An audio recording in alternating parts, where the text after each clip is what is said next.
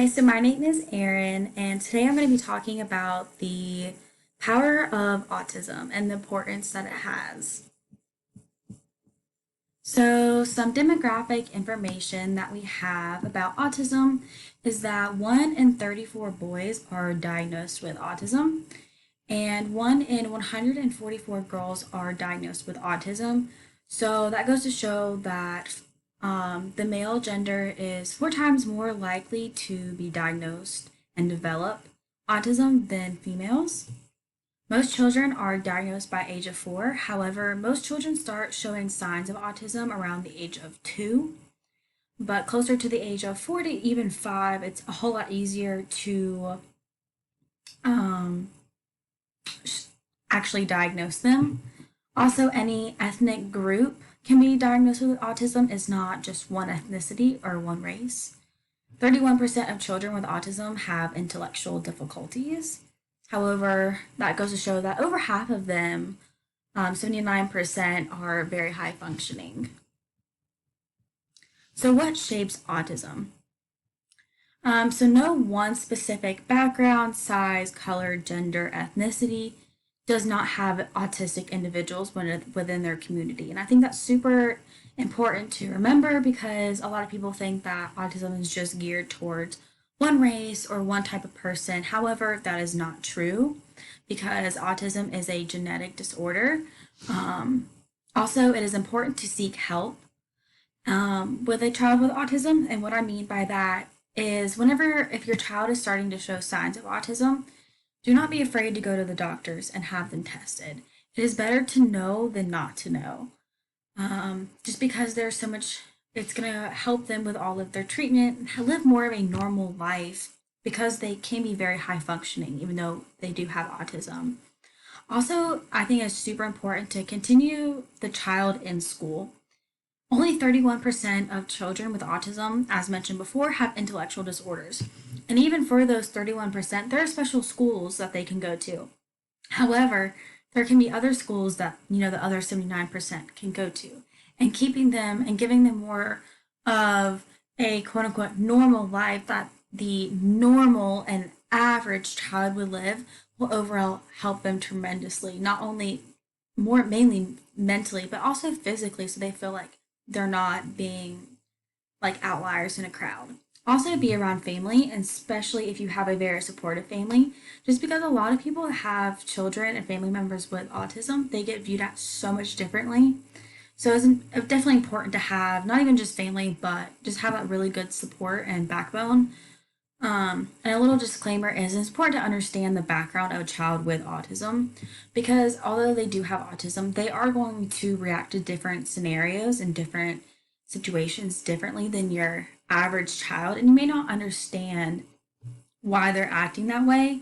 So if you are like around a child or even an adult that has autism, you need to be more understanding and don't just look at them differently and be like, hey, well, this might be why they're acting this way. How can I help? Not just judging.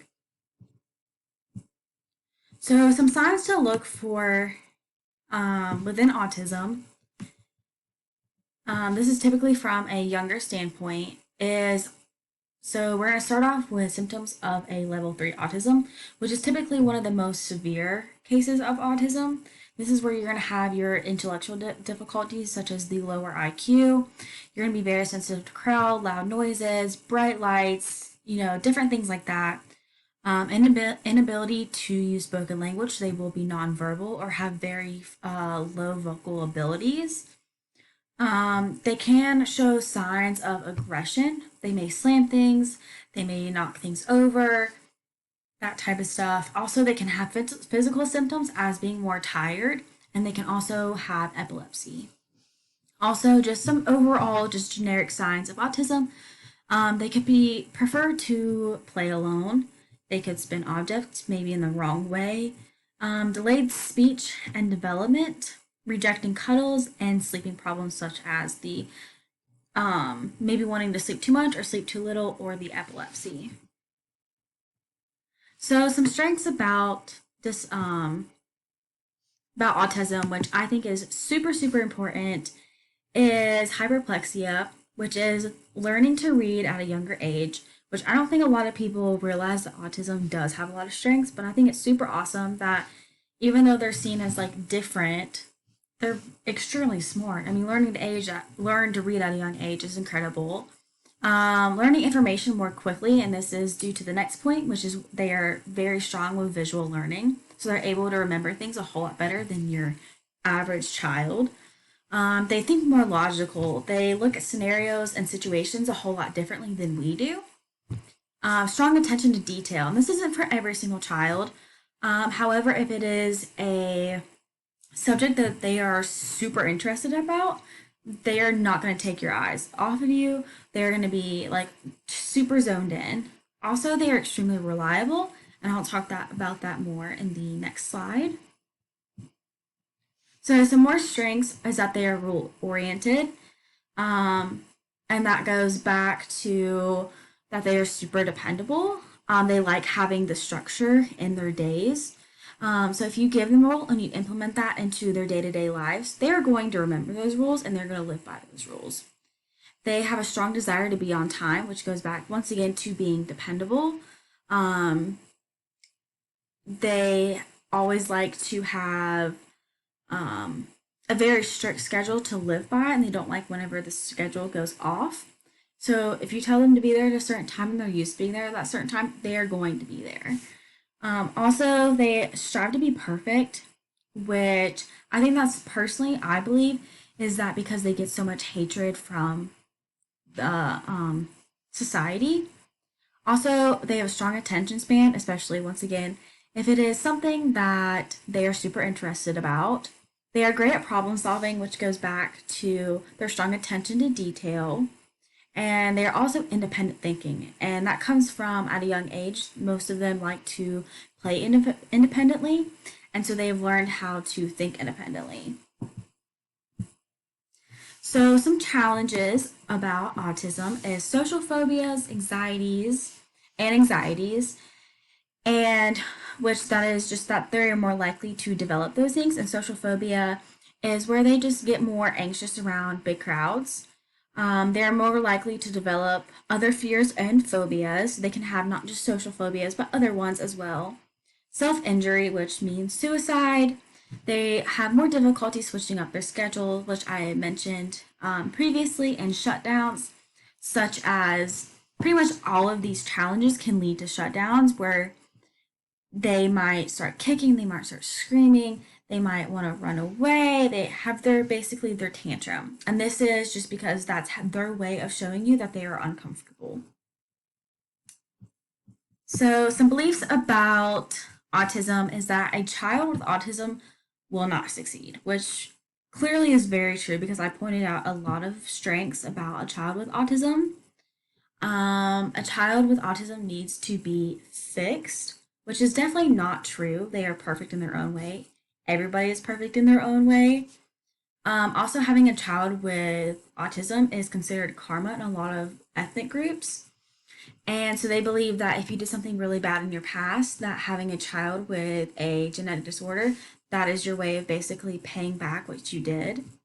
Also, that they are unworthy. A lot of people are like strongly push, abortions on people that know that their child's going to be autistic just because they're like, oh, well, they're different and they're not going to be accepted in society, which is totally wrong, in my personal opinion. Also, autistic children make your life harder, which I think is one of the biggest ones that people say. And as far as I'm concerned, any child is going to make your life a little bit harder just because you have another human being depending on you, and that is definitely something that you may not have been used to. So just because they have a genetic disorder does not make them any less perfect than your quote unquote average child, and that they need to be loved and accepted within their own way. Also, some treatment. My little disclaimer at the bottom is that autism is a genetic disorder and there is no cure. Therefore, there's not really treatment for autism. However, there can be behavioral analysis, speech therapy, physical therapy, and occupational therapy. And this will basically just help with their development. If they do have some developmental and intellectual delays, these will definitely help them tremendously and help them live a normal life. Lastly, Mental health issues within the autistic community. We have anxiety, self harm, sleep disorders, and phobias. And throughout this presentation, I've kind of hit on all those, but just with a child with autism, they are more likely to struggle with anxiety. So it's super helpful if they can go talk to a therapist, have trustworthy family members, friends, etc., that they can talk to about their anxiety. And you know how to help them cope with their anxiety the proper way, which is definitely going to help with self harm issues. Also, sleep disorders, which you can't really get around of, but especially epilepsy. There is some medications for that, and also lastly, just phobias. They are likely to be have several different phobias other than just their social phobias. And that is everything that I have for today. And here are my references. Thank you.